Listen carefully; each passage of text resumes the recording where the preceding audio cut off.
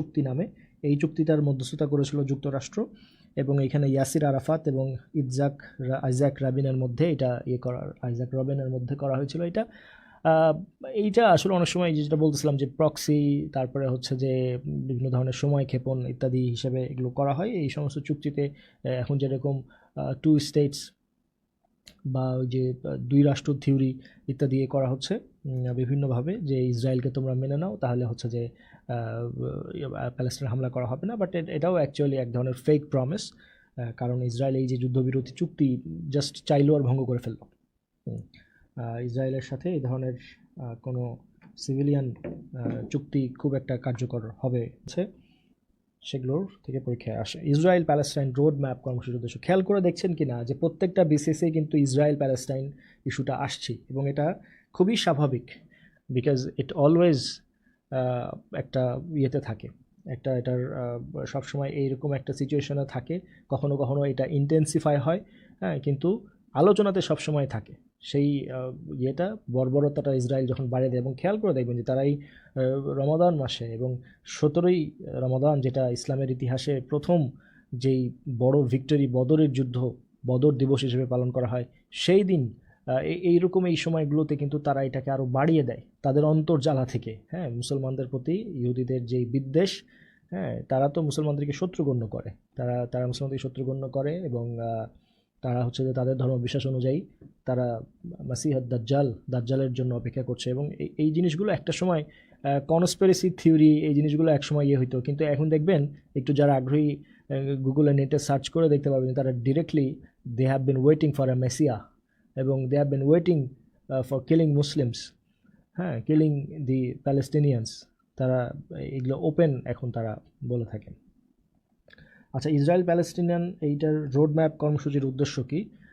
এইটার road map কর্মসূচি হচ্ছে স্বাধীন প্যালেস্টাইন রাষ্ট্র প্রতিষ্ঠা করা 2005 সালের মধ্যে। আজকে পানি গড়িয়ে 2025-এ চলে আসলো। এই ধরনের অসংখ্য রোড ম্যাপ দিয়েও কাজ হবে না। মূলত আসলে এই জায়গাতে military solution is the best solution. হ্যাঁ, যখন ইসলামিক স্টেটগুলো প্যালেস্টাইন এবং প্যালেস্টাইনের বন্ধু স্টেটগুলো যখন সবাই এই জিনিসটা বুঝবে যে শক্তিমান প্রতিপক্ষকে কখনো আলোচনার দ্বারা তার সাথে কোনো সমাধানে পৌঁছানো যায় না। শক্তিমান প্রতিপক্ষ কিন্তু ইসরায়েল প্যালেস্টাইনের সংঘাত যেটা চলছে নতুন মাত্রায়, এই সংঘাত তো চলছে অর্ধ শতাব্দী ধরে, আরও বেশি সময় ধরে, 1 শতাব্দী ধরে চলছে এই সংঘাত। এই সময় নতুন মাত্রা পেয়েছে গত পরশুদিন। আপনারা জানেন যে অপারেশন আল আকসা ফ্লাডের মধ্য দিয়ে 7 অক্টোবর 2023 নতুন করে হামাস এবং ইসরায়েলের মধ্যে যুদ্ধ শুরু হয়েছে। যুদ্ধটা কিন্তু প্যালেস্টাইন ইসরায়েল কনফ্লিক্ট বলার চাইতে হামাস এবং ইসরায়েল কনফ্লিক্ট বলাটাই বেটার, কারণ প্যালেস্টাইনে তো ফাতাও রয়েছে, মাহমুদ আব্বাস, যে প্যালেস্টাইনের পিএলও বা প্যালেস্টাইন মুখপাত্র, যেটা আমরা যেটাই বলি না কেন, সেটার প্রধানমন্ত্রী, প্রেসিডেন্ট, কিন্তু তারা কিন্তু যুদ্ধে অংশ নিচ্ছে না। যুদ্ধটা হচ্ছে কিন্তু শুধুমাত্র গাজাতে হামাসের সাথে ইসরায়েলের যুদ্ধ হচ্ছে। এবং এই যে ঐতিহাসিক প্রেক্ষাপটটা চলে আসছে, আরব ইসরায়েল যুদ্ধ, কয়েকবার আরব ইসরায়েল যুদ্ধ হয়েছে, এবং আরব রাষ্ট্রগুলোর উদাসীনতা, কাপুরুষতার কারণে ইসরায়েলের মতন একটা রাষ্ট্র একেবারে আরবদের নাকের ডগাতে এইখানে তারা আদায় করে নিয়েছে। এবং এটা অত্যন্ত দুঃখজনক। আসলে আমিও এই যে কথাটা বলছি আজকে ক্লাসে, আমি অত্যন্ত দুঃখ ভারাক্রান্ত। আশা করছি যে আপনারাও এই বিষয়টা নিয়ে চিন্তিত, যে এরকম একটা ঘটনা ঘটে যাচ্ছে গোটা বিশ্ব বিবেকের সামনে, অথচ দশকের পর দশক ধরে আমাদের নীরবতা এই জিনিসটাকে প্রোটেক্ট করে যাচ্ছে। ইসরায়েলের এই যে বর্বরতাকে, এটাকে আমরা যেন মৌন সমর্থন দিয়ে যাচ্ছি। ইসরায়েল পূর্ব জেরুজালেম দখল করেছিল 1967 সালে। আপনারা জানেন যে আরব ইসরায়েলের মোট 4টা যুদ্ধ সংগঠিত হয়েছিল। প্রথম আরব ইসরায়েল যুদ্ধ সংগঠিত হয়েছিল 1948 সালে। ইসরায়েল এবং আরব রাষ্ট্রসমূহ এবং প্যালেস্টাইনি আরব বাহিনীগুলোর সম্মিলিত সামরিক বাহিনীর মধ্যে সংগঠিত হয়েছিল, এবং এটাকে আরবিতে বলা হয় নাকবা বা বিপর্যয়, এবং হিব্রুতে মিলখেমেত হাতজামাউদ বা স্বাধীনতা যুদ্ধ বলে তারা এটাকে প্রচার করে। আপনারা দেখেন যে প্যালেস্টিনিয়ান লস অফ ল্যান্ডের খুব বিখ্যাত এটা একটা ছবি, যে 1946 সালে এই যে সবুজ কালার দেখতে পাচ্ছেন, এটা পুরোটাই ছিল প্যালেস্টিনিয়ার বসবাস করতো। আস্তে আস্তে দেখতে পাচ্ছেন যে এটা কমছে। 47-এ ইসরায়েল দখল করে নিল কিছু, 49 থেকে 67 দখল করে নিল। এখন দেখতে পাচ্ছেন এই যে ছোট ছোট জায়গায় যে গাজা অংশটা দেখতে পাচ্ছেন একদম এক কোণাতে, এটা হচ্ছে গাজা। এই অংশটুকু নিয়ন্ত্রণে রয়েছে হামাসের, আর এই বাদবাকি যে অংশগুলো এগুলো কিন্তু নিয়ন্ত্রণ করে ফাতাহ। এখন এই অংশটার উপরে ইসরায়েল গত 2-1.5 বছর ধরে যে বর্বরতম অভিযান চলছে, এবং সিজ ফায়ার করা হয়েছে, যুদ্ধ বন্ধ করা হয়েছে, চুক্তি করে যুদ্ধ বন্ধ করা হয়েছে। ডোনাল্ড ট্রাম্প আসার পরে যুদ্ধর কয়েকটা স্টেপ, প্রথম ধাপ কার্যকর হয়েছে, বন্দি বিনিময় চলছে। আপনারা দেখেছেন যে ইসরায়েলের যে বন্দিরা, তারা হামাসের যেই রক্ষীরা, তাদের কপালে চুমু খাচ্ছে যে তাদেরকে একদম নিরাপত্তার সাথে, সম্মানের সাথে তাদেরকে ফেরত দেওয়া হচ্ছে। যদিও বিনিময়ে যেই প্যালেস্টিনিয়ানকে ইসরায়েলরা ফেরত দিচ্ছে তারা একেবারে অসুস্থ, মানসিকভাবে বিকারগ্রস্ত, শারীরিকভাবে পঙ্গু করে তাদেরকে ফেরত দেওয়া হচ্ছে। তো এই যে সিচুয়েশন এইটা পরীক্ষার জন্য গুরুত্বপূর্ণ। আর অ্যাজ এ হোল আপনাদের মনে হয় যে ইসরায়েল প্যালেস্টাইন এইটার সংঘাতের বিভিন্ন দিক সম্পর্কে জেনে রাখা দরকার। ইসরায়েল প্যালেস্টাইনের এই কনফ্লিক্ট নিয়ে আমি গত 2-1 ক্লাস আগেও বলছিলাম যে এইটা একটা ঐতিহাসিকভাবে চলে আসছে।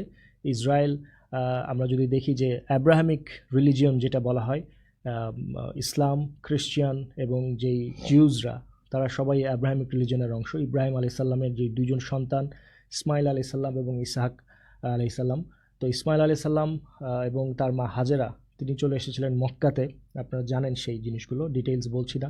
এবং পরবর্তী ইসহাক আলাইহিস সালাম এবং তার যেই সন্তানের নাম হচ্ছে ইয়াকুব, এবং ইয়াকুব তার আরেকটা নাম হচ্ছে ইসরায়েল। এবং এই ইসরায়েলের সন্তানদের মধ্যেই যেই আল্লাহ অসংখ্য নবী পাঠিয়েছেন, বনি ইসরায়েল তাদেরকে বলা হয়।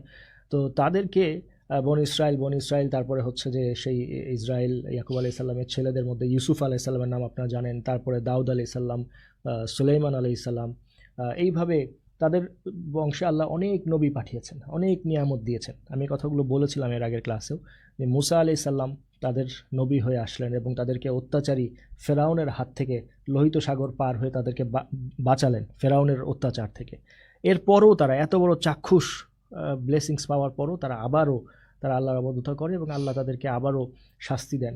এবং একটা পর্যায়ে ইসরায়েলিরা তাদের এই হঠকারিতার কারণে, তাদের কোনো স্টেট ছিল না আপনারা জানেন, যে কারণে এই যে ইসরায়েল রাষ্ট্রের সৃষ্টি, যে they didn't have a state, এবং তারা সারা বিশ্বে নিপীড়িত, নিগৃহীত, এবং সারা বিশ্বে তাদেরকে ওই যে বাপে খেদাই দেওয়া, মায়ে খেদাই দেওয়া, এইরকম একটা ছিল। তাদেরকে মানুষ তাদের থেকে দূরে থাকতো, তাদের ক্ষতির কারণে, তাদের দ্বারা ক্ষতি হয়ে যাবে এই কারণে দূরে থাকতো।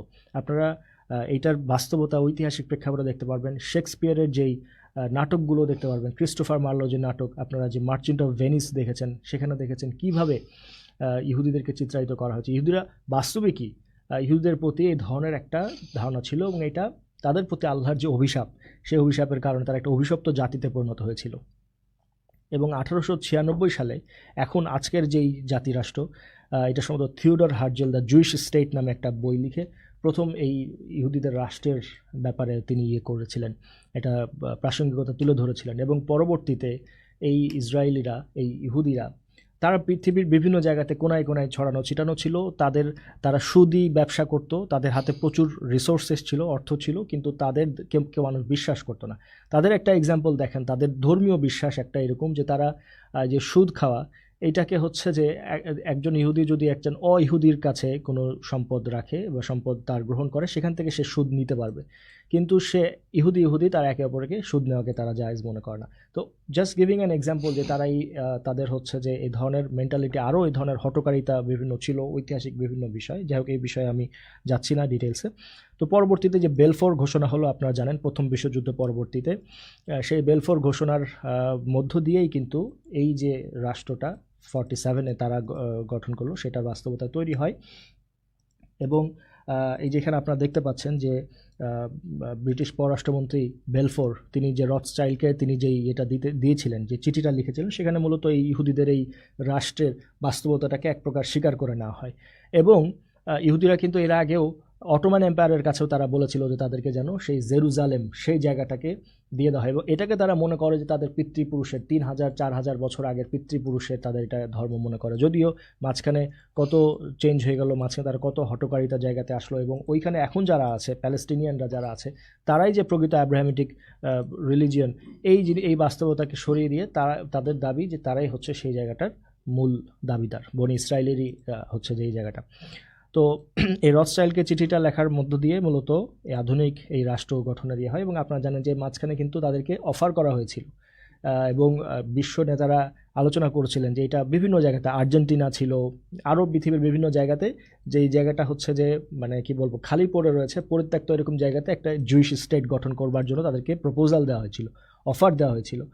ইভেন উগান্ডাতে জুইশ স্টেট গঠনের ব্যাপারে থিওডর হার্জেল, যিনি জুইশ স্টেটের প্রথম যেদিন বই লিখেছিলেন, তিনিও একমত হয়েছিলেন, কিন্তু সামহাও পরবর্তীতে তারা উগান্ডা আর্জেন্টিনা কোনো জায়গা না নিয়ে তারা যেই জায়গাটা, যেই আরব বসতি তাদের এই জায়গাটাতে এসে তারা এই ইহুদি রাষ্ট্র তারা জোর করে তারা সেই রাষ্ট্র দখল করে বসতি নির্মাণ করছে।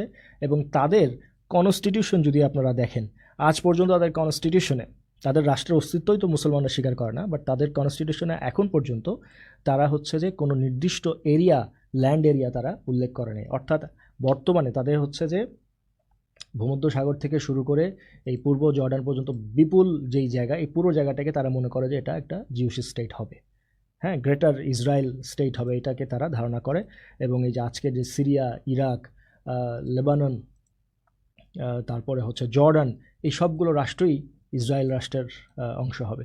এবং টু বি ভেরি ফ্র্যাঙ্ক, এটা আমাকে বলতেই হচ্ছে যে এই যে জাতিরাষ্ট্র, জাতিসংঘ ইত্যাদি ইত্যাদি বিভিন্ন রকম সলিউশনের চেষ্টা করা হচ্ছে, এবং আমি সেদিন ক্লাসে বলছিলাম যে আমার দাদাদের সময়ও এই জিনিসটা নিয়ে তারা প্যালেস্টাইন নিয়ে তারা আন্দোলন করেছেন, প্যালেস্টাইনের জন্য দোয়া করেছেন, আমাদের বাবারা করেছেন, আমরা করছি, আমাদের সন্তানেরা করছে। প্যালেস্টাইন ইস্যুর সমাধান হচ্ছে না, কারণ এই সমাধানটা হচ্ছে এমনভাবে যে আমার হাতকে বেঁধে রেখেছে জাতিসংঘ বা অন্যান্য বিশ্ববিবেকের নাম দিয়ে, কিন্তু একই সাথে ইসরায়েলকে সেই অ্যাক্সেসটা দেওয়া হয়েছে, ইসরায়েল যেন যখন ইচ্ছা আমাকে অত্যাচার করতে পারে, যখন ইচ্ছা যেন আমার পরে সে চড়াও হতে পারে।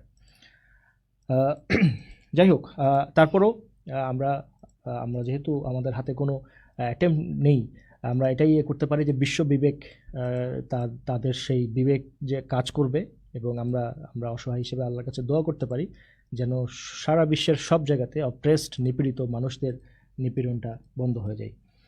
আচ্ছা, অনেক লম্বা আলোচনা চললাম প্রাসঙ্গিক আলোচনার কারণে, এগুলোর মধ্যেও গুরুত্বপূর্ণ ইনফরমেশন ছিল আই গেস। এখন একটু পরের কোশ্চেনগুলোতে একটু দ্রুত যাওয়ার চেষ্টা করব। নো ফ্লাই জোন কোথায় অবস্থিত? নো ফ্লাই জোন ইরাকে অবস্থিত। আপনারা জানেন যে নো ফ্লাই জোন এই ঘোষণার অর্থ হচ্ছে যে সেখানে কোনো উড়োজাহাজ উঠতে পারবে না। সংবেদনশীল এলাকা যেমন রাজপ্রাসাদ রক্ষা করতে কিংবা কোনো খেলার আয়োজনে অথবা বড় সমাবেশের ক্ষেত্রেও স্থায়ী বা অস্থায়ীভাবে নো ফ্লাই জোন ঘোষণা করা হয়ে থাকে। রাইট।